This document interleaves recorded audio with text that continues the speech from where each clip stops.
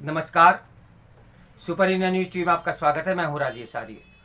आइए देखते हैं आज का विशेष समाचार।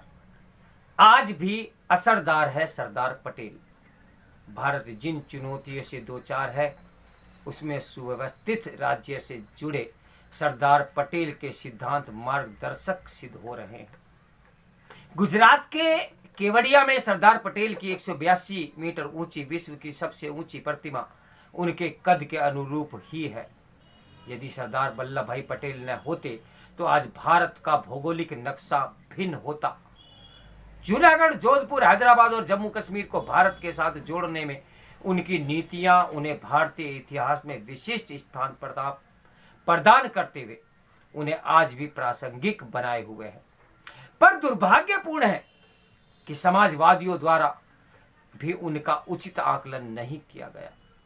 उधम और पूंजीवाद के खुले समर्थक होने के कारण सरदार पटेल समाजवादियों को नापसंद करते थे, मगर स्वतंत्रता संग्राम में उनकी भूमिका की प्रशंसा भी किया करते थे। महात्मा गांधी के बाद हमारे तीन सबसे महत्वपूर्ण नेताओं में पंडित नेहरू, सरदार पटेल और राजेंद्र प्रसाद गिने जाते थे। इसके बावजूद भारतीय बुद्धिजीवी वर्ग के एक तबके का निरंतर यह प्रयास रहा कि सरदार पटेल के योगदान को कमतर किया जाए। यह प्रश्न भी सदैव जनता के मन में बना रहेगा कि भारत रत्न जैसा सम्मान नेहरू को उनके प्रधानमंत्री रहते हुए और राजेंद्र प्रसाद इंदिरा गांधी को उनके जीवन काल में ही मिल गया था, वह सरदार पटेल को 1991 से पहले क्यों नहीं मिला। समाजवादी पंडित नेहरू के प्रति आकर्षक थे। पटेल उन्हें शायद उतने प्रगतिशील नजर नहीं आते थे। पटेल भी समाजवादियों के कटु आलोचक थे। पिछले सदी के चौथे दशक में सरदार पटेल के अहमदनगर बंदी गृह से यथावत जेल स्थानांतरित होने पर वह समीकरण कुछ बदला। जहां युवा समाजवादियों को काफी संख्या थी, वहीं पटेल ने समाजवादियों को कांग्रेस में अहम पद संभालने का निमंत्रण दिया, मगर नौसेना विद्रोह और उससे समाजवादियों की भूमिका ने पटेल को फिर कुपित कर दिया। उन्हें लगता था कि इस रवैये से कांग्रेस को परेशानी में डालने और उनके अनुशासन को खत्म करने के कुप्रयास किए जा रहे हैं।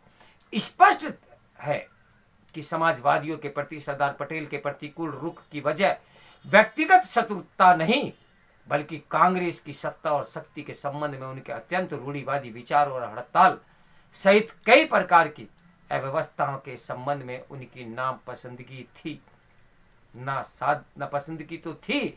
अगस्त आंदोलन के समय भी सरदार ने समाजवादियों के साथ मित्रतापूर्ण संबंध बने।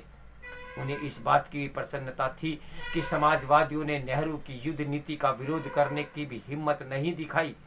साम्यवादियों के विपरीत समाजवादियों के भारत छोड़ आंदोलन में महती भूमिका को लेकर भी उनके मन में स्नेह बना रहा। हालांकि अपनी वैचारिक प्रतिबद्धताओं के कारण समाजवादियों और पटेल में अनबन जैसी स्थिति बनी रहती थी, लेकिन वैचारिक असहमति के बावजूद सरदार पटेल की ऐतिहासिक एवं महत्वपूर्ण भूमिका को नकारना सत्य के प्रति अन्याय होगा।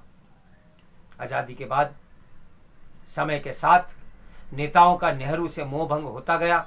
चीन से मिली पराजय के बाद ऐसी तीव्र प्रतिक्रिया हुई कि उसका प्रभाव राजनीतिक विचारकों के सोच पर पड़ना स्वाभाविक था।